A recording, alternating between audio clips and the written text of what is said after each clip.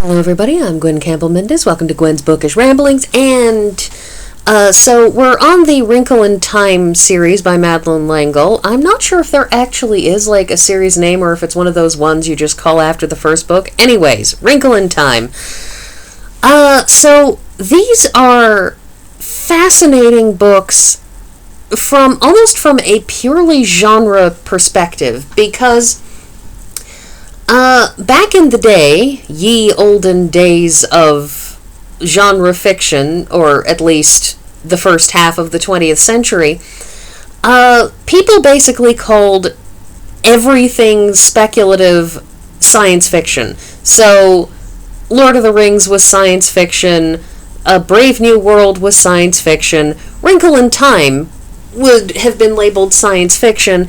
But the interesting thing about A Wrinkle in Time is that this is a book that is clearly leaning heavily into science. That our protagonist, Meg's parents, are both PhDs, they're both scientists, that her father is something physics-based and her mother is something biochemistry-based. And, you know, Meg is sort of somebody who's really, really good at math, even if she isn't good at things she has less interest in. Meg is one of those people who thinks she's dumb because she doesn't pay attention to things she doesn't have any interest in, rather than because she's actually dumb. But I'll get back to Meg in a moment. We're talking about genre. The thing about this, though, is that this is what I would almost call the purest of pure speculative fiction. It has elements of fantasy. That is, there's a lot in here that I'm going to be kind of talking around, because these books are extremely religious in nature once you pay attention, and since I try to avoid controversial things for the most part, I'm not going to be talking about that. But the thing about that stuff, and some of it is clearer in further in later books in the series, but the Mrs. Who, Mrs. Which, and Mrs. Whatsit, they're guardian angels, and the thing about that is that that's not science. That's faith, that's magic, that's any number of things, but they're not science. So while the concept of tessering, of the Tesseract, of the idea of FTL travel as performed by effectively folding space, it is frankly a little bit like the Star Trek concept of warp drive, where what you're doing is, unlike, you know, most faster than light travel things where you're saying, I'm traveling to point A to point B, and I'm just somehow moving faster than the speed of light, which as far as our current science is concerned, is not actually physically possible for matter. But instead of actually physically traveling that fast, what you do is you warp space around you, in the case of tessering, such that you take point A and point B in space and bring them together. There is an illustration in the book that I didn't bother to remember to create an image of, but basically it's described as holding out the edge of a skirt and then grabbing 2 points on the skirt and bringing them together. That an ant walking along point A to point B along the hem of the skirt has to walk the whole distance, but if you take those 2 points and bring them together, the ant can just step over that small gap from where you've brought these 2 points together. That's how tessering is described in the books, and it's functionally meant to be kind of like a scientific concept, an idea of managing faster than light speed travel in that way that one does when one is circumventing physically traveling faster. But the thing is that the concept of the concept of the darkness, the concept of a malevolent force that exists to spiritually bind people, it's a very fantasy-centered construct. And so what this book falls into is what I really feel is the purest example of speculative fiction. It's asking, what if all these things were true simultaneously? What would that look like? How would that affect things? And so, as I said, the fantasy portion of this is really very much religion encapsulated, but again, as I said, I'm trying to talk around it because it's something I'm trying to avoid doing. But when you look at it from a purely literary perspective, it's magical thinking, and so this book just really smacks head, is just like fantasy and science fiction smacking head on into each other. I'm not going to bring up Star Wars as an example of this, if only because due to some things that are also controversial statements that would take too long to explain, I think it's probably just all meant to be science that's so advanced it looks like magic because Clark's Law.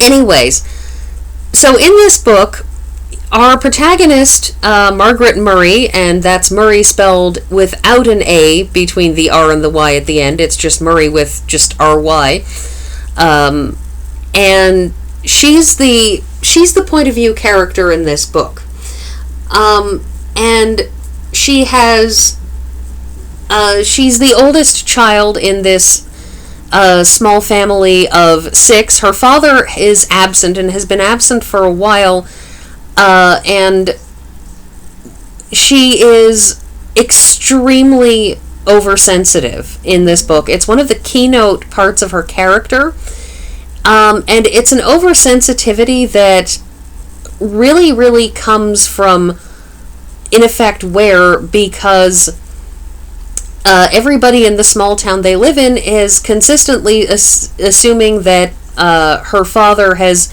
stepped out on their family, that he's run off with another woman, and Meg and her family know that it's not that. They know that he left for Washington and he was doing some kind of top secret fancy, government science-y program thing, and that they keep on calling and they keep on getting the runaround of people saying, we can't tell you anything, it's classified. But they haven't declared her father MIA or, anything like that. So what they know is nobody knows anything. And so it's an incredible emotional strain to have that particular open ending floating around. And on top of that, everybody keeps on saying, he's run off with another woman. And so it wears on her, and it means that she's oversensitive, it means that she's highly aggressive, and she's already a naturally impulsive person, and so this book is something that walks a marvelous line in making her a sympathetic character that you feel for, that, she's basically a good person, but you can be exasperated with her impatience, with her inability to understand a whole bunch of things. But again, her impatience and her aggressiveness are, again, but still wholly understandable. So it's a great line that this book walks, because she is never, at least in my opinion, she's never unlikable. She's a little exasperating for me as the reader, but not so exasperating that you just want to give up on her. Meg has 3 younger siblings, the twins Sandy and Dennis, and the youngest of them is Charles Wallace. And Charles Wallace, who goes by Charles Wallace, he is not Charles, he's not Charlie, he is Charles Wallace, is an incredibly weird kid. He's a weird kid who, when Meg's new friend Calvin O'Keefe comes over, he wants Calvin to read to him before bed, and his choice is Genesis, which is weird, and he has some kind of wonky psychic ability, and he is super smart, but, I suppose there's probably shades of some sort of autism, Asperger's in there, of somebody who doesn't quite understand other people and can't adapt. Meg has a similar problem, but Meg's problem in a lot of ways is that she's very, very stubborn and unbending, whereas Sandy and Dennis are much more adaptable and much better at appearing quote-unquote normal, whereas Meg can't bend that way. So Charles Wallace hasn't started school yet. His parents have been keeping him home, in no small part because I think everybody knows he's going to get beat up when he goes to school, because he's one of those kids who's going to get beat up when he goes to school.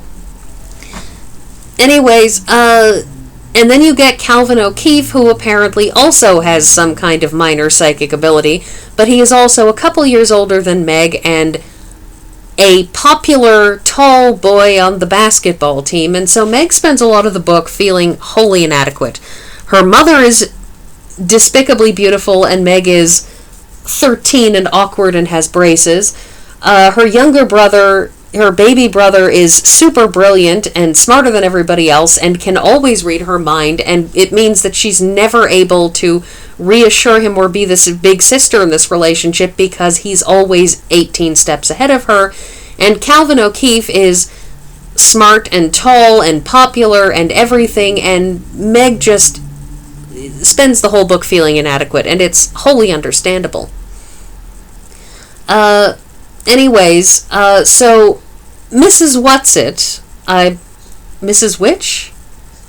Mrs. Witch.